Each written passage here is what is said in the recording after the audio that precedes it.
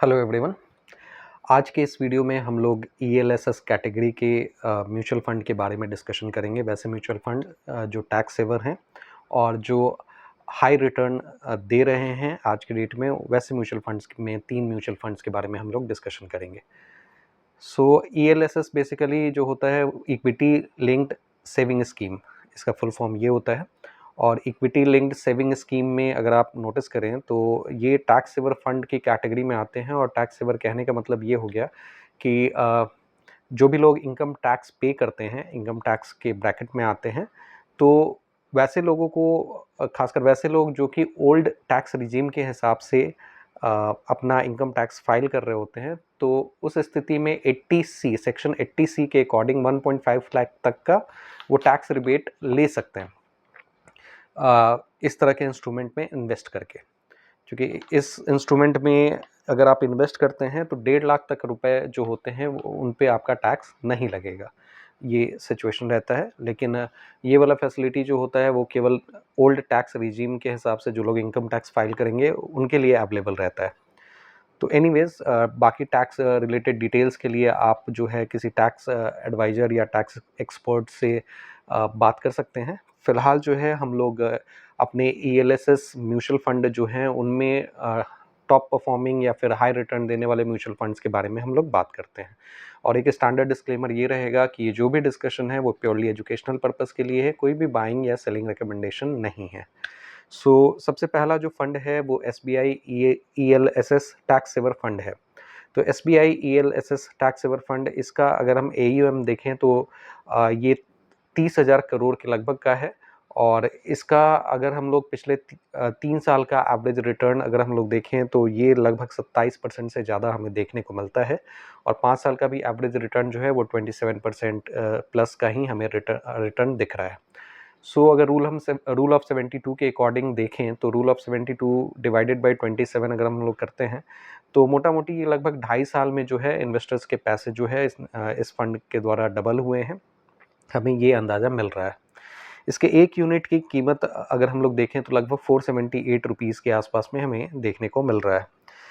इसमें अगर हम लोग एग्जिट लोड की बात करें तो एक्चुअली जितने भी टैक्स सेवर फंड हमें देखने को मिलते हैं म्यूचुअल फंड की कैटेगरी में, वो लॉक इन पीरियड के साथ में आते हैं। और मिनिमम हमें 3 साल तक का लॉक इन पीरियड देखना पड़ता है। और 3 साल के लॉक इन पीरियड के बाद ही ये फंड जो होते हैं आप इसको सेल आउट कर सकते हैं। तो ये सिचुएशन रहता है।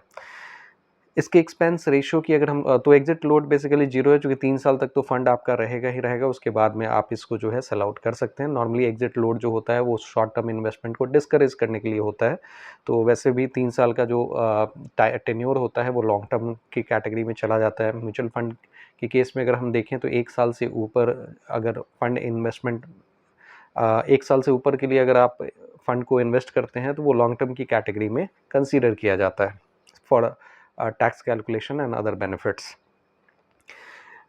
इस पर्टिकुलर फंड की SBI ELSS tax saver fund के एक्सपेंस रेशियो की बात करें तो ये 0.93% हमें देखने को मिल रहा है। एक्सपेंस रेशियो जो होता है वो म्यूचुअल फंड हाउस के एनुअल मेंटेनेंस कॉस्ट के हिसाब से हो जाता है। इसमें अगर आप नोटिस करेंगे तो जो भी एडवर्टीजमेंट कॉस्ट, एम्प्लॉय कॉस्ट, जो भी ऑफिस का एक्सपेंडिचर होता है वो सारी चीज़ें इंक्लूड होती हैं। तो ये जो अमाउंट होता है ये सारे इन्वेस्टर्स पे डिस्ट्रीब्यूट किया जाता है। और जो अमाउंट है SBI ELSS tax saver fund के लिए एक्सपेंस रेशियो का, वो 0.93% हमें देखने को मिल रहा है। अब सेकंड ELSS कैटेगरी का फंड जो हम लोग देखने जा रहे हैं वो है मिरा एसेट का। Mirae Asset ELSS tax saver fund, ये इसका नाम है। और इसके एक यूनिट की कीमत अगर हम लोग देखें तो लगभग 56 रुपये 56 रुपीज़ हमें देखने को मिल रहा है। इसका एसेट अंडर मैनेजमेंट यानी कि AUM की बात करें तो लगभग 26,500 करोड़ 26,500 करोड़ के आसपास में इसका टोटल AUM हमें देखने को मिल रहा है। अगर हम रिटर्न के रिस्पेक्ट में देखें, CAGR की बात करें तो कंपाउंडिंग एनुअल ग्रोथ रेट पिछले 5 साल का एवरेज अगर हम लोग देखें तो ये मोटा मोटी 24% हमें देखने को मिल रहा है।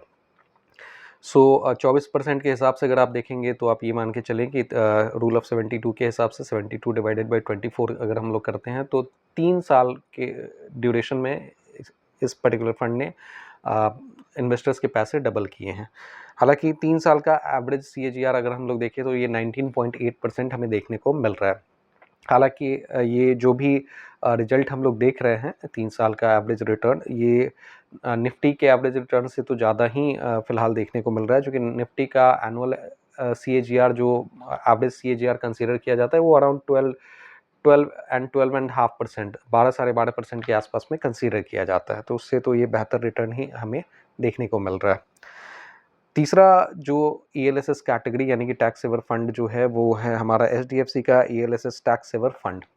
सो इसमें अगर हम लोग देखें तो इसके एक यूनिट की कीमत लगभग 1525 रुपये देखने को मिल रहा है और इसका एसेट अंडर मैनेजमेंट अगर देखें तो लगभग 17,000 करोड़ का हमें देखने को मिल रहा है।